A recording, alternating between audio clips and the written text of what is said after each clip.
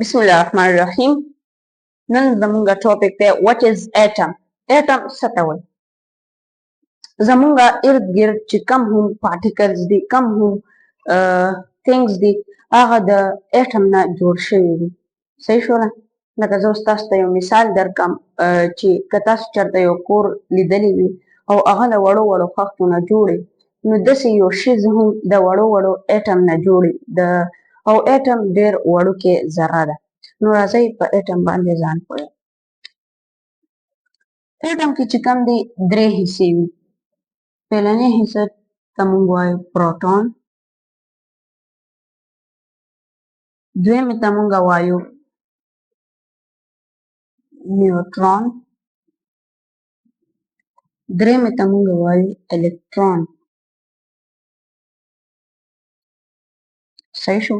د پروټون چې کوم دی هغه پازیټیو چارج دی، د نیوټرون چې کوم دی هغه څه چارج نشته دی، نو دې ته به زیرو لګوو، او د الکترون چې کوم دی هغه منفي چارج دی. صحیح شو؟ اوس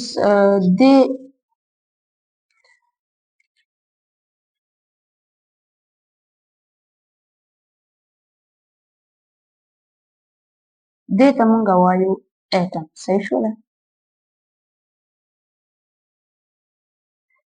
دا موږ اوس ومنلو اټم، او د اټم په منځ کې په درمیان کې چې کوم دی دې ته موږ وایو نیوکلیس.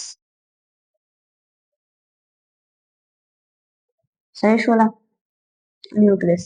او د نیوکلیس کې چې کوم وي هغه نیوټرون او پروټون وي. صحیح شوله؟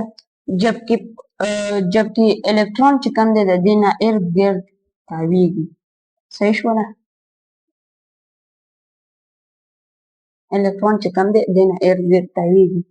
نو هر شیز چې کوم دی هغه د اټمز نه جوړ دی. صحیح شو؟ والسلام.